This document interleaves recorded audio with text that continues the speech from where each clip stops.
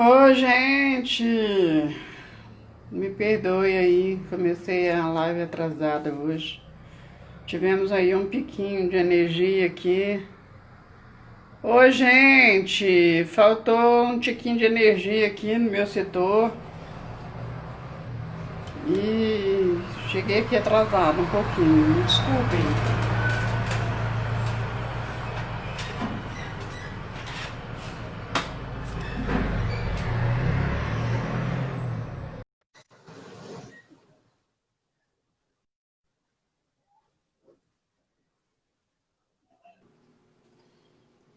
Oi, doutora Adriana, Oi, desculpa, faltou tudo energia. bem? Tudo bem? Não tem Faltou problema. energia aqui, eu pensei até que não ia dar para entrar. Não tem problema, Ai, acontece. eu te amo, Isabel. Boa tarde, viu? Nossa, me perdoe, porque eu pensei até que nem ia dar para entrar. Falei, meu Deus do céu, e agora? Ai, ai, só Deus na causa, mas desculpa aí, vamos ao que interessa, né? Vamos lá, vamos lá. Gente, hoje eu vou bater um papo com o doutor Adriano, ele que é médico da parte da área de fisioterapia, ele é pós-graduado em atividade física e saúde. A gente vai estar conversando sobre saúde física, emocional, né, doutor? Isso. E vai estar falando para a gente um bocadinho de coisa aí. Não vou alongar, não, porque já estou um pouquinho atrasada e eu quero aproveitar ele. Quem quiser fazer pergunta, pode fazer pergunta para ele. Doutor Adriano, se apresenta aí para o meu público Claro. e vamos já entrar de solo. Me perdoe aí pelo horário, tá? Não tem problema, acontece, essas coisas acontecem. Meu nome é Adriano, eu sou fisioterapeuta, eu tenho mestrado e faço doutorado em atividade física e saúde pela Universidade Federal do Paraná. Eu sou o criador desse canal, né, o PhysioBrain, que está aqui conectado junto com a Malu. E tem também um canal no YouTube que a gente faz vídeos e orientações sobre atividade física, sobre saúde, sobre envelhecimento, sobre exercícios físicos, para que nós possamos levar esse tipo de informação para o máximo de pessoas possível, né? Porque a gente possa levar informação de qualidade, para que as pessoas possam saber cada vez mais como se exercitar e como viver bem e ter qualidade de vida, né? Então essa é a ideia principal. Tá joia. Doutor, é um prazer enorme, viu? Eu já queria estar perguntando o que uma pessoa deve, quando uma pessoa deve buscar ajuda é, de um profissional médico na área de fisioterapia e atividade física. Tá. Assim, a gente fala e a gente sabe que quanto mais cedo nós conseguirmos começar a fazer atividade física, exercício físico, fisioterapia, né, melhor. A gente entende, né, hoje nós temos um campo na área de exercícios muito bem evoluído, né, que eles explicam para nós que a atividade física é aquilo que eu faço quando eu saio para fazer uma caminhada, aquilo que eu faço quando eu vou, né, passear com o cachorro. Atividade física é esse tipo de atividade, né, que envolve uma caminhada, qualquer atividade que eu movimente o corpo, né? E aí, exercício físico é quando eu vou lá na academia, ou quando eu vou com um fisioterapeuta, com um personal, né? E aí tem um exercício que ele vai ficando mais difícil, tem peso, tem repetição, tem velocidade, né? Então, isso seria exercício físico.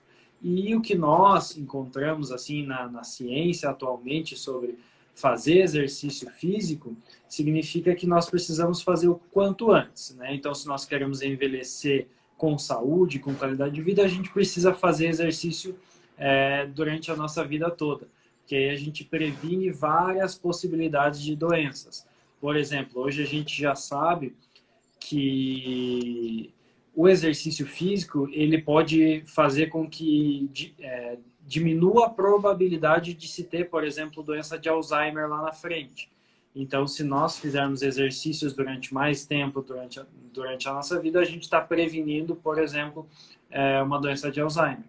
Então, assim, o tempo para começar foi ontem. Então a gente já deveria ter começado a fazer atividade física e exercício ontem, mas se não deu para começar ontem, a gente tem que começar hoje, começar o quanto antes possível, para que nós possamos ter qualidade de vida, né? Ter força, ter saúde como um todo. Então, Tá é mais ou certo. menos isso. Quero aproveitar que tem um colega meu aqui, o L. Caso, da TVN Brasil, ele já é cinquentão, né? E ele é participante de mountain bike. E é uma atividade física muito boa também, né? Ótimo, ótimo. Hoje em dia aumentou muito o número de praticantes de ciclismo, mountain bike, né, como um todo. Nessa pandemia aí, principalmente, né, as pessoas encontraram na bicicleta aí uma ótima atividade física, um ótimo exercício físico, né, e trabalha muito essa parte cardiovascular, né, trabalha a parte de resistência e também trabalha muito o fortalecimento muscular. Então, uma ótima atividade física para ser feita assim. Ah, tá certo. E a gente falou de atividade física de mountain bike, mas qual o tipo de exercício que uma pessoa madura, assim como eu, como outros aí, que não é praticante de exercício físico, qual a atividade física mais aconselhável que a pessoa deve fazer ou já iniciar? Tá. Porque exercício físico como você disse, é desde sempre, né? Sim, sim. Assim, a gente fala que tem muito a ver com o que a pessoa gosta de fazer, né? O ideal é que a gente faça exercício, mas que a pessoa se sinta confortável fazendo, né? Se a pessoa gosta, por exemplo, de fazer caminhada, fazer corrida, é uma atividade interessante. Se a pessoa gosta de atividades aquáticas, né? Hidroginástica, hidroterapia, natação, ela pode se sentir bem fazendo esse tipo de atividade. O que a gente recomenda, né, o que se sabe cada vez mais, é que a pessoa tem que ter pelo menos algumas atividades que contemplem diversos domínios, digamos assim, diversas partes do nosso corpo. Porque, por exemplo, né, a caminhada ela faz muito bem para o coração, mas ela não é tão específica assim para fortalecimento, né? Então, além da caminhada, seria bom que a gente conseguisse fazer um exercício de força junto, né? Uma musculação, um treino mais voltado para essa área. Então, assim, o ideal é que a pessoa faça o que ela se sinta bem, mas que tenha alguns componentes principais. Então, ela precisa trabalhar o coração, né? Então, atividades que sejam um pouco mais aceleradas, exercícios para fortalecimento de músculos, né? Especialmente dos músculos da perna, que são aqueles responsáveis para a gente caminhar, para a gente se manter em pé com equilíbrio, tá? Então, esse tipo de atividade a gente pode estar combinando para que se tenha uma melhor possibilidade de manutenção da saúde, né? E evitar algum tipo de atividade que possa gerar risco, né? Então, especialmente ali depois dos 65, né, 70 anos, a população lá tem um risco de quedas maior. Então, tem que evitar determinadas situações que podem gerar risco de quedas, né? Então, por exemplo, subir e descer escadas tem que ser feito com bastante cuidado, né? Então, corridas, algum tipo de atividade que possa gerar risco de queda, tem que ter cuidado para que não se caia, né? Então, a gente tem que Tem ir duas perguntas aí do observando. pessoal. A Tainá perguntou: o exercício físico em casa com a pandemia é seguro?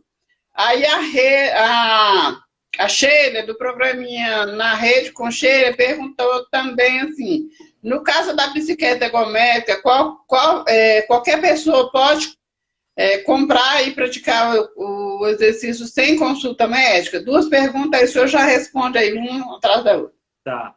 Eu vou responder primeiro essa segunda pergunta em relação à bicicleta ergométrica.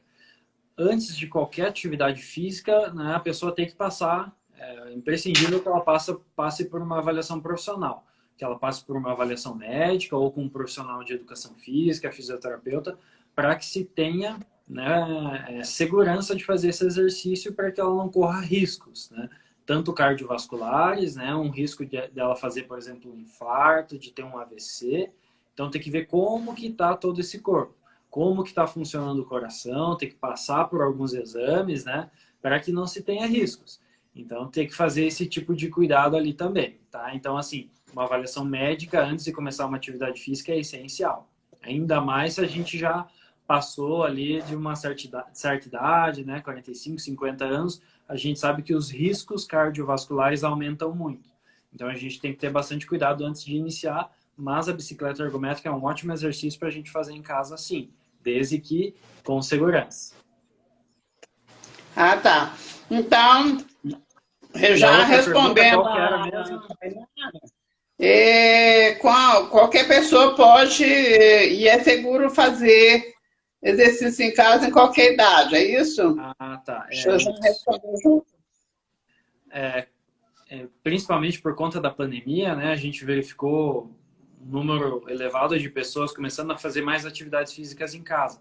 Isso é excelente, né, que nós possamos manter esses hábitos, né, fazer cada vez mais atividade física, mas nós precisamos, assim, só ter esses cuidados em relação a algumas questões, assim, né, especialmente com o passar da idade, os cuidados em relação ao coração, em relação a quedas, tá? Então, a população idosa, principalmente, pode e deve fazer exercício em casa, desde que tenha alguns cuidados, né? Então, sempre ter alguma coisa para apoio do lado, né? Uma cadeira ao lado, para que não seja, não fique sem nenhum tipo de apoio, próximo a uma parede, para que possa fazer um apoio, né? Se escorar eventualmente quando desequilibrar, mas vários exercícios podem ser feitos. Hoje a gente tem aí a questão da telemedicina, né, aumentando, né, consideravelmente. A gente tem muitos profissionais fazendo, inclusive fisioterapeutas, né, fazendo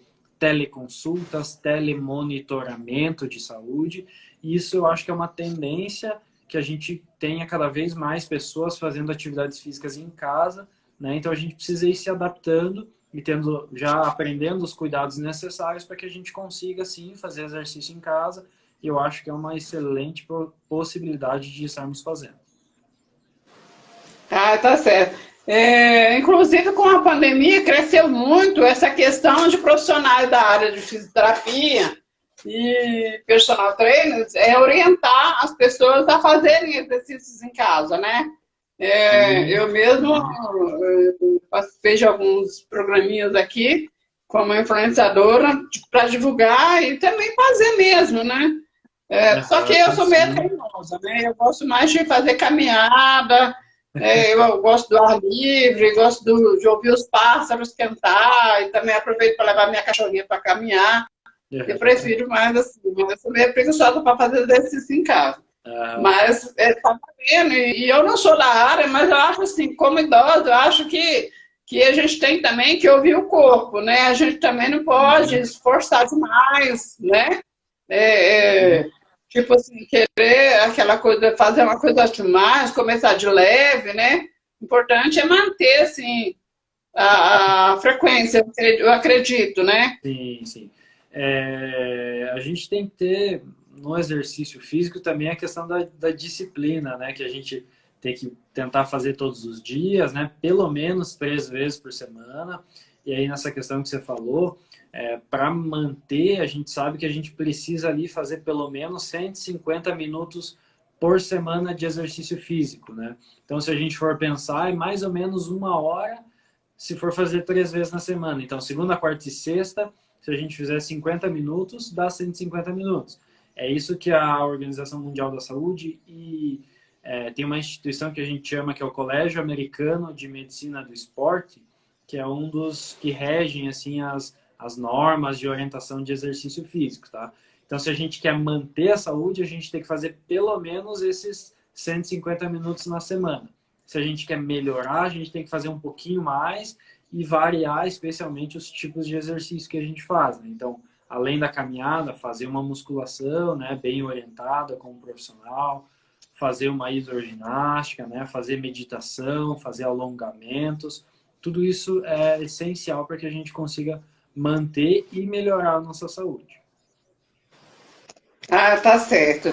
Aproveitando, eu quero agradecer todo mundo que está aí com a gente. Tem um repórter do Correio Brasiliense aqui, de Brasília, um dos melhores jornais aqui de Brasília, prestigiando a gente. Gente, dá coraçãozinho na nossa live aí, ajuda, marque os amigos, manda essa live para mais alguém, seu tio, sua avó, seu avô, seu amigo, né? E vamos aí impactar as pessoas de maior idade para poder estar aproveitando essa informação. A Mirelle Marta está dizendo assim, 150 minutos para manter e para emagrecer? Pergunta da Mirella. Aí a questão de emagrecimento aí vai depender de alguns fatores, né? Precisa ser avaliado a questão da composição corporal da pessoa. Mas, por exemplo, hoje já se sabe que alguns tipos de exercício, o que está muito na moda hoje, né? Que eles chamam de HIIT, ou exercícios de alta intensidade e intervalados, né? Eles, em menos tempo, a pessoa consegue queimar mais calorias, né? Só que é um exercício de mais intensidade, então tem que ter um pouco de cuidado em relação ao coração para ver se está tudo certo, se está batendo bem lá, se está funcionando tudo certinho, porque ele exige mais intensidade. Mas hoje já se sabe que exercícios, às vezes, mais curtos, eles conseguem queimar mais calorias, né, gastar mais energia e ser mais eficientes no emagrecimento do que você ficar, por exemplo, 1h30 correndo. Tá? Então, assim, por isso que é importante, né, imprescindível que você tenha um profissional de confiança, né, um educador físico, um fisioterapeuta, que vá te orientar naquele que for seu objetivo. Se for emagrecimento, né, fazer exercícios que sejam voltados para o emagrecimento. Se for, por exemplo, manutenção da saúde ou ganhar força muscular para eu viver bem, para eu não cair, tem que fazer esse tipo de cuidado também, tá? Então, é sempre bom a gente estar cuidando. Aproveitando o gancho da sua fala aí sobre a questão de correr, eu sou uma pessoa que tem muita vontade de aprender a correr, mas eu não dou conta ainda de correr, não sei se tem que ter uma técnica. Desde muito jovem, eu sempre tive vontade de participar de uma corrida, uma maratona e tal. E eu antes da pandemia, eu estava fazendo bastante corrida, assim, entre aspas. Tem uma amiga minha que é jornalista também, e ela emagreceu. E com o incentivo dela, eu consegui emagrecer quase 20 quilos. E aí ela saía da casa dela, vinha aqui para minha casa, e ela falava, Malu, vamos correr. Eu falava, não dou conta de correr. Não, vamos caminhar. E a gente fazia caminhada, apressava o braço. Aí ela falava assim, não, vamos ver se a gente consegue correr até aquele poste, né? E aí eu dava uma corridinha, ficava... Aí ela falou, não, calma, vamos correr um pouquinho, tal. Você deu conta, você corre, você não der conta, você para. E assim eu já estava quase conseguindo correr mesmo, né? Assim, comecei correndo de um poste para o outro, depois de um poste para mais outro. E assim eu já estava quase correndo 500 metros direto e tal. E já estava quase conseguindo correr. E aí veio a pandemia, eu parei. Eu queria te fazer uma pergunta, isso é uma dúvida minha. Sim. Eu, por exemplo, eu tenho o hábito de sair para caminhar em jejum. Assim, eu tomo água com limão e saio para caminhar. Quando tem banana, eu como uma banana e vou caminhando. Mas quando não tem, eu só tomo água com limão. É correto? Não é correto? Qual é assim, a sua orientação como fisioterapeuta nessa área? Assim? Tá. Quem é mais especializado e mais capacitado para responder esse tipo de pergunta seria um profissional de educação física e um nutricionista, especialmente, né, que conhece bem essa questão alimentar. Eu fico assim um pouco receoso em te falar em relação a ir treinar em jejum ou não, porque não é a atuação direta do fisioterapeuta e eu não tenho nem informação e capacitação para estar falando sobre isso. Mas, assim, eu recomendaria, né, consultar especialmente um nutricionista, alguém que tenha essa parte, assim, de alimentação bem estabelecida, né, ou um profissional de educação física que pode trazer nessa questão do treinamento mesmo, em jejum ou não.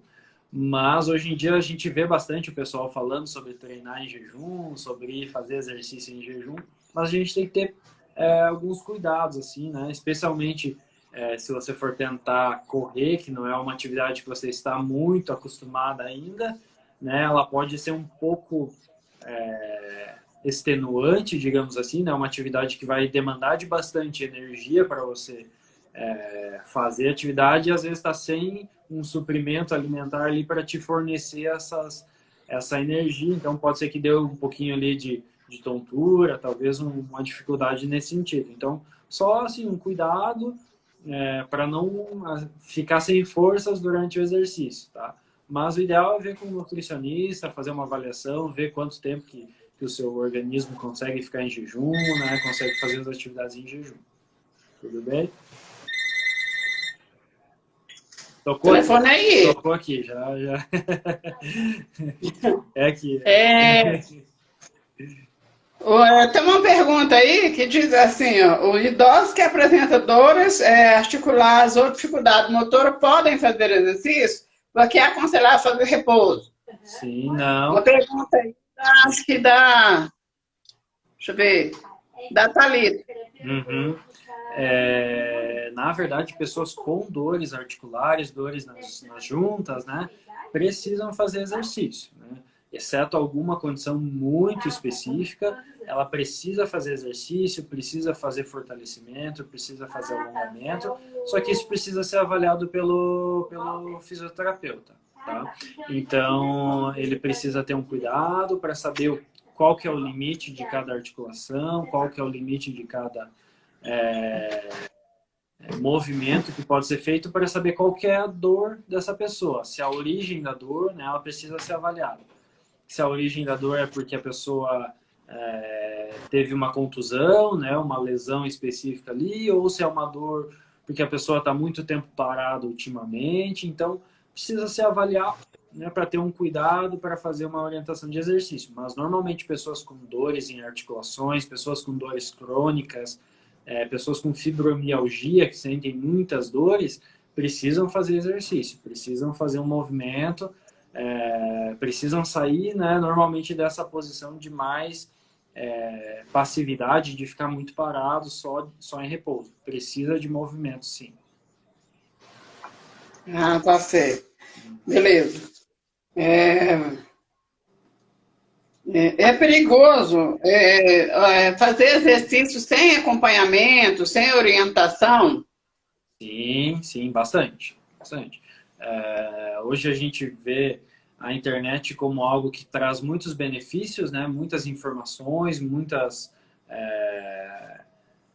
dados aí para a gente descobrir novos exercícios, descobrir novas possibilidades, mas ao mesmo tempo a gente tem que cuidar muito se aquilo que a gente está vendo se aplica ao nosso caso, né?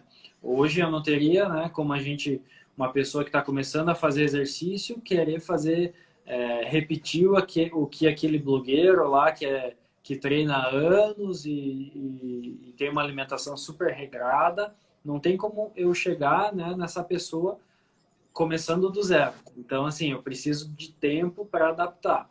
Então, especialmente quem pode ter algum tipo de complicação, pressão alta, alguma coisa que não esteja bem controlada, tem que ter muito cuidado.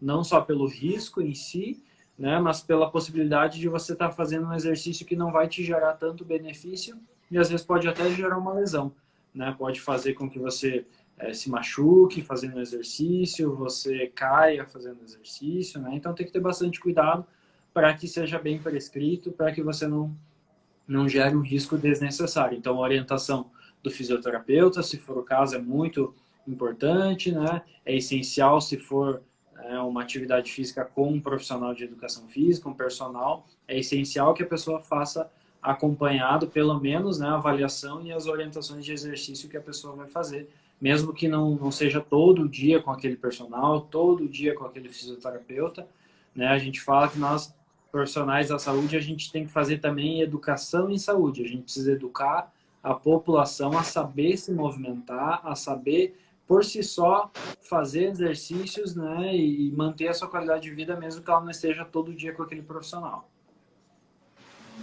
Isso é importantíssimo. Ah, tá certo.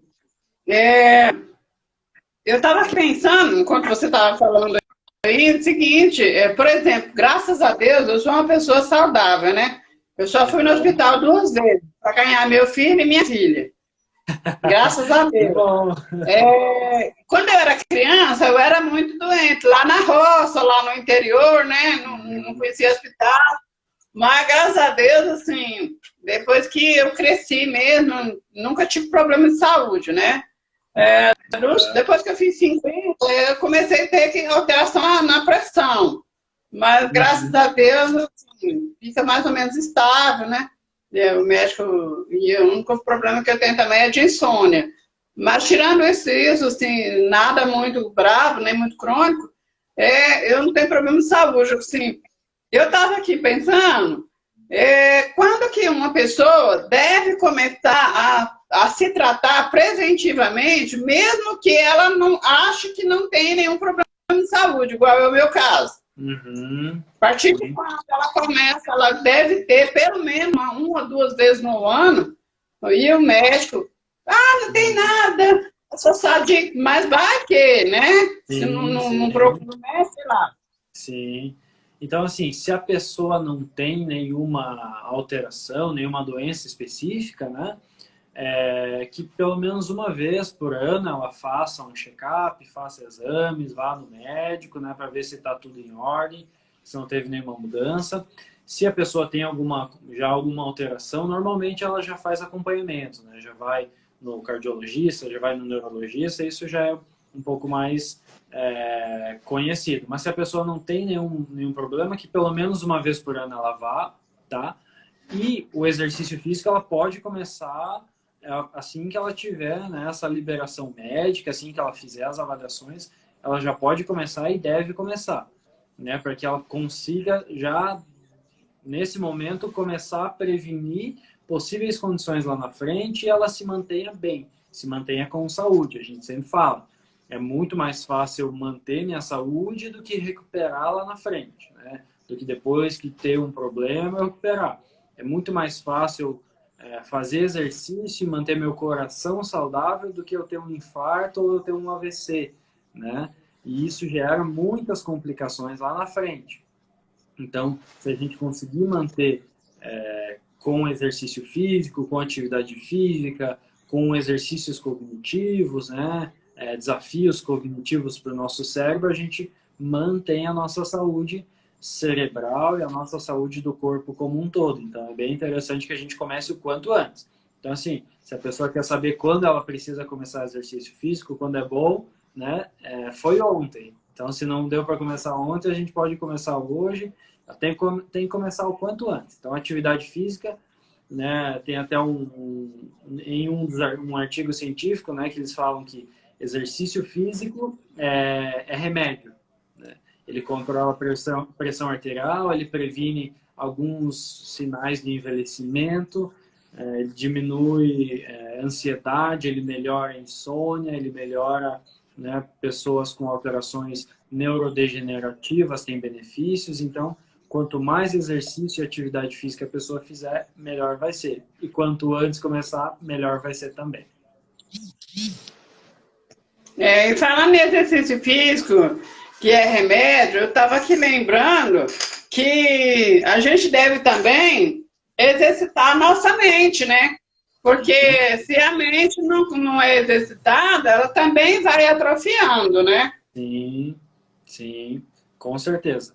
Hoje nós temos, inclusive esse ano saiu um posicionamento de uma sociedade que é responsável por estudos relacionados à doença de Alzheimer e outras demências, né? Uma sociedade internacional, científica, e nesse posicionamento que eles deram, eles trouxeram a informação de que 40% das demências, né? E dentro das demências nós temos a doença de Alzheimer, 40% desses casos são preveníveis.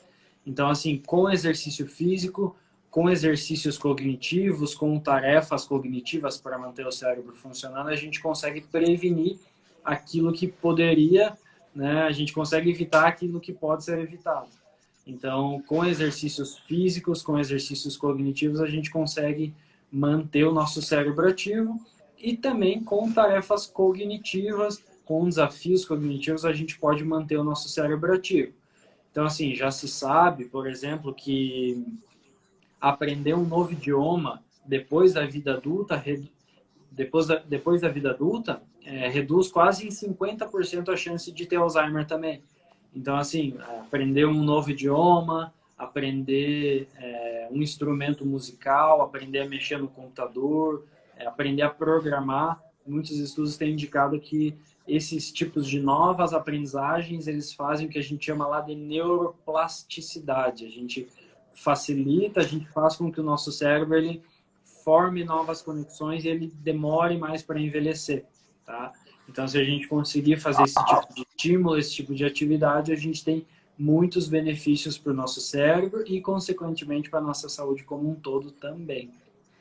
Então, é bem importante. É verdade que palavras cruzadas, joguinhos, ajudam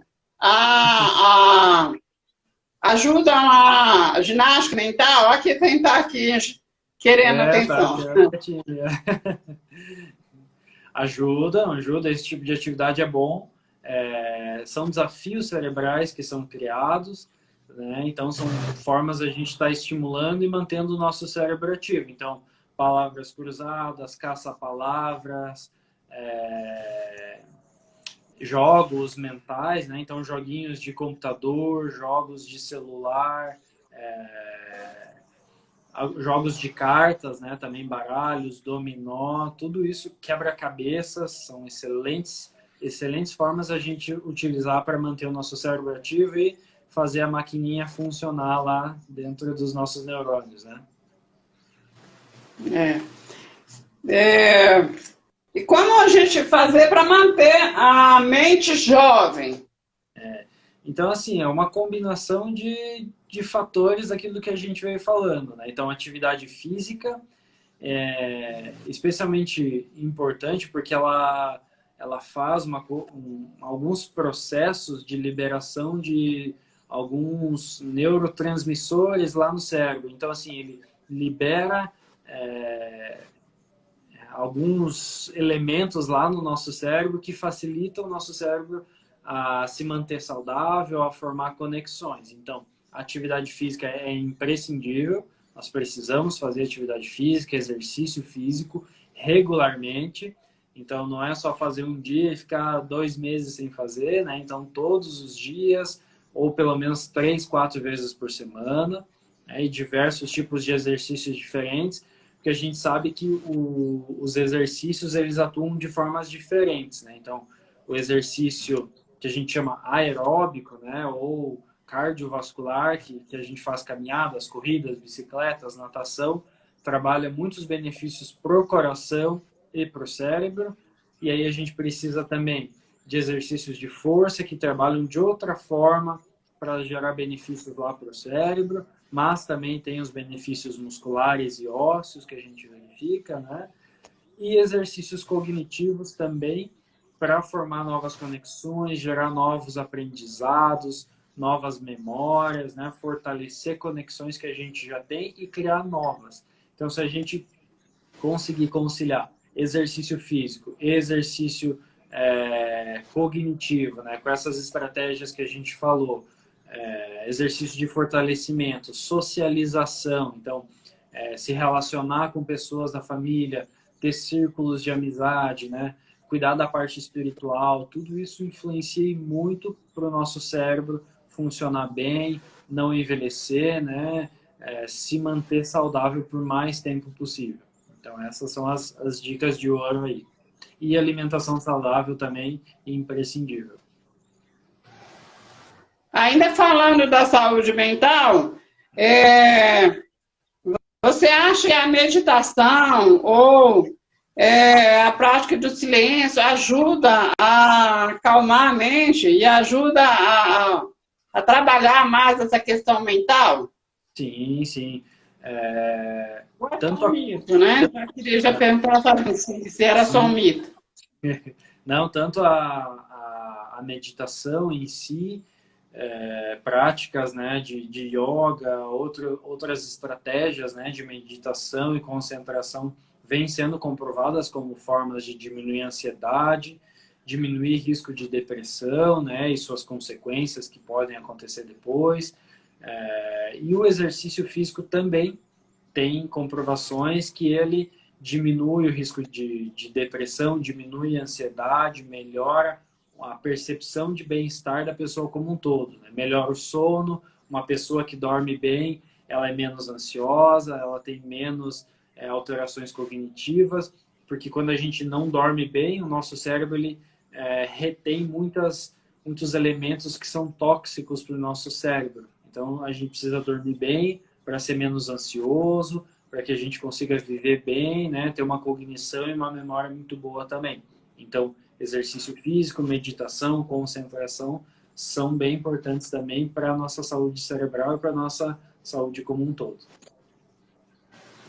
Ah, tá.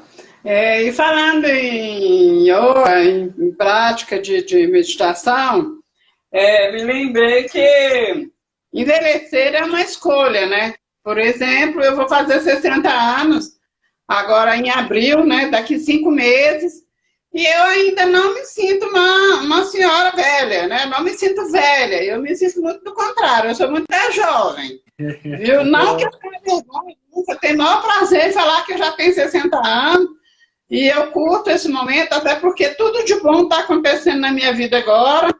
Então, assim, tudo que eu sempre quis quando eu era mais jovem, eu estou conseguindo agora. Assim, meio que por acaso. Então, envelhecer é uma questão de cabeça, né? Eu suponho. Mas é você que vai responder, né? Sim. Assim, existem situações que condições genéticas, né, hereditárias, podem influenciar e dificultar, né, o nosso envelhecimento, a nossa vida. Então, tem pessoas que têm predisposição a desenvolver, por exemplo, doenças neurodegenerativas. Então, a pessoa pode ter hábitos saudáveis, pode ter se alimentado bem durante a boa parte da vida e mesmo assim ter alterações, por exemplo, doença de Parkinson, doença de Alzheimer. Mas isso normalmente é a menor parte dos casos. A grande maioria dos casos, especialmente de demências e alterações como doença de Alzheimer, são evitáveis. Então, com hábitos saudáveis, com exercício físico, se manter ativo, se manter ocupado, ter, né, dinâmicas aí no dia, ter rotinas a serem seguidas e seguir essas rotinas e fazer interações, tudo isso favorece que a gente mantenha a nossa saúde, que a gente não envelheça. Então, assim, por via das dúvidas, uma boa alimentação e uma boa atividade física, se manter ativo, né, isso vai ter muito mais benefícios do que, né, uma pessoa que não tem hábitos de vida saudáveis, né? Então, essa é uma das grandes chaves ali. Então, né, muito provavelmente a escolha de viver saudável, de viver bem, vai gerar benefícios lá na frente. Isso não tem dúvidas. E a questão da leitura é muito importante também, né, doutor? A pessoa ter o hábito da leitura, principalmente não ficar lendo notícia ruim, mas ler coisa boa, ler livros de autoajuda, ler coisas alegres, né? Sim, sim. Então, a leitura faz parte, né, de contextos cognitivos, né, de habilidades cognitivas. A gente nem percebe, porque a gente aprende lá na infância, né, a ler, a escrever, mas isso demanda de circuitos cerebrais bem elaborados, né, de partes bem especializadas do nosso cérebro, a região que a gente chama frontal, né, na região da nossa testa, aqui na frente, a gente tem a parte dos neurônios mais especializados, né? Então, a leitura, a escrita, tudo isso envolve habilidades cognitivas bem elaboradas. E se a gente manter nos nossos hábitos aí a leitura de livros, de jornais, né, especialmente notícias boas, né, fazer novas aprendizagens, né? Então, ler um livro sobre culinária, se você não tem muito costume de cozinhar, ler um livro sobre história de um outro país, ler um livro sobre a história de uma cultura diferente, ler um livro de romance, ler um livro de ficção, tudo isso gera diferentes estímulos no nosso cérebro que faz com que ele se mantenha ativo, com que ele tenha que formar novas conexões, e isso gera muito resultado positivo na nossa saúde cerebral, na nossa memória, na nossa cognição como um todo. Então, a leitura é, sim, imprescindível para nós. Ah, tá certo. Nós já vamos para 40 minutos, e o menino, como passa rápido esse tempo, meu Passa Deus. rápido, né? Deixa eu te falar, como é que você faz o seu atendimento? Você faz o seu atendimento online? Se eu for pegar aqui para me acender a lâmpada, porque eu vi tão quão rápido que estava no escuro. Ai, graças a Deus. Eu pensei até que não ia dar para fazer a live, porque a gente estava sem energia, né? E aí eu falei, pronto, lascou, vou perder a live de hoje, meu Deus do céu. Quem quiser, como é que a pessoa que está assistindo a gente, quem vai ver a live depois, faz para poder te achar, para pegar essas informações que você está passando aqui? Tá. Na verdade, assim, eu faço doutorado na Universidade Federal do Paraná e sou bolsista de doutorado, né? Então a gente tem as nossas pesquisas com pessoas com Parkinson, né? A gente estuda, faz diversos tipos de atendimentos de forma gratuita nas nossas pesquisas, mas atualmente isso está tudo parado por conta da pandemia, né? Eu atendo aqui em Curitiba também, né, como fisioterapeuta, então faço atendimentos domiciliares, né? Eu tenho alguns pacientes que eu atendo, mas atualmente o que a gente faz mais, assim, que o foco aqui com a página, com o canal do YouTube, é levar informações para a população. Então, assim, se tiver alguma dúvida, pode me mandar, né, uma mensagem, pode mandar uma pergunta. A gente tenta atender aqueles que estão precisando de uma orientação em saúde, né? A gente faz essa educação em saúde e também por meio especialmente os vídeos que a gente tem feito, tem gerado muito impacto nas pessoas, né? A gente fez vídeos de orientação para quem fez prótese de quadril, por exemplo, para quem tem alterações cognitivas, orientações em saúde. Então, assim, a gente, atualmente, assim, eu não estou atendendo, digamos assim, um público amplo, né? Porque é mais restrito por conta de horários, né? A agenda está bem apertada atualmente. Mas se tiver alguma dúvida, alguma necessidade específica, a gente pode mandar uma mensagem, uma pergunta, a gente tenta ou encaminhar algum colega que seja capacitado, ou a gente tenta fazer algum tipo de orientação para que a gente consiga resolver, né, dar qualidade de vida, dar atenção àqueles que estão precisando, né? Então, assim, nosso canal do YouTube está aí, a nossa página está aí, né, à disposição de quem estiver precisando de orientações. Tá, eu vou salvar a live, e quando eu salvar a live, você coloca lá na descrição o seu canal do YouTube, para que as pessoas possam te procurar para pegar mais orientação. Porque, com certeza, mais gente vai procurar saber, porque muita gente, às vezes, não vê a live ao vivo, mas assiste a live depois. A grande maioria do meu público tem o hábito de assistir a live depois.